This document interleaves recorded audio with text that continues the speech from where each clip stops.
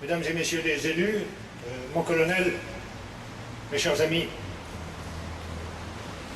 comme cela a été dit, cette cérémonie s'inscrit dans le cadre des manifestations du 70e anniversaire de l'année 44, marquée sur notre territoire de Haute-Savoie, essentiellement par les combats des Glières et par la libération du département par les seules forces de la résistance dès le 19 août. La France est une certaine conception de l'homme, de sa dignité, dans l'égalité de tous, en dignité et en droit. Et cela a été rappelé tout à l'heure, à la nécropole de Morette. Ces croix qui marquent les emplacements des sépultures où on voit deux cocardes, l'une aux couleurs nationales, l'autre aux couleurs de la République espagnole. Quel programme! Et ces étoiles de David parmi les croix latines, les Juifs. Face à la France de Vichy, on restaure la France de l'égalité. Et puis un des maîtres mots qui a été prononcé à plusieurs reprises tout à l'heure et qui figure sur ce monument même, la liberté.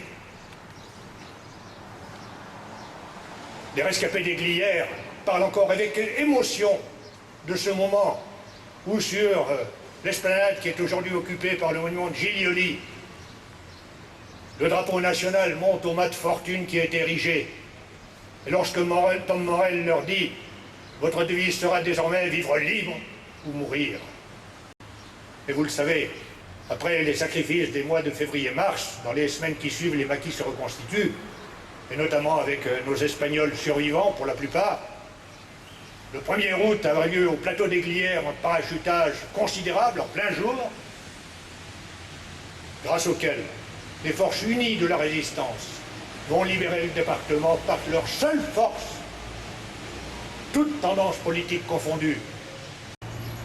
Et jusqu'à leurs derniers jours, nos derniers camarades espagnols qui sont partis dans les 2 années qui ont précédé en témoignaient. La résistance en Haute-Savoie, et Glières tout particulièrement, c'est la fraternité. Fraternité entre tous ces hommes aussi différents les uns des autres. Et chaque fois que je rencontrais les Angel Gomez ou Joël Caballero, c'était le mot qui me venait immédiatement à l'esprit. Fraternité.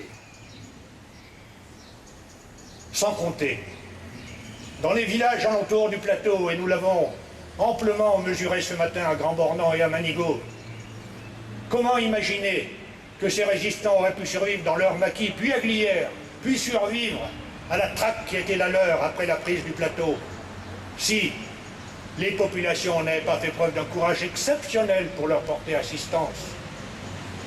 La fraternité. Oui, vraiment.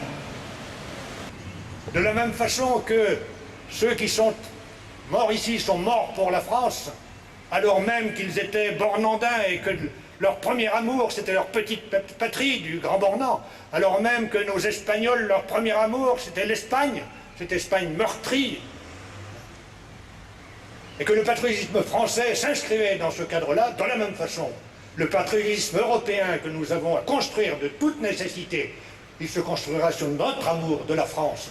Cette France qui se définit par des valeurs universelles dont il faut non seulement espérer, mais vouloir qu'elle anime cette Europe à construire.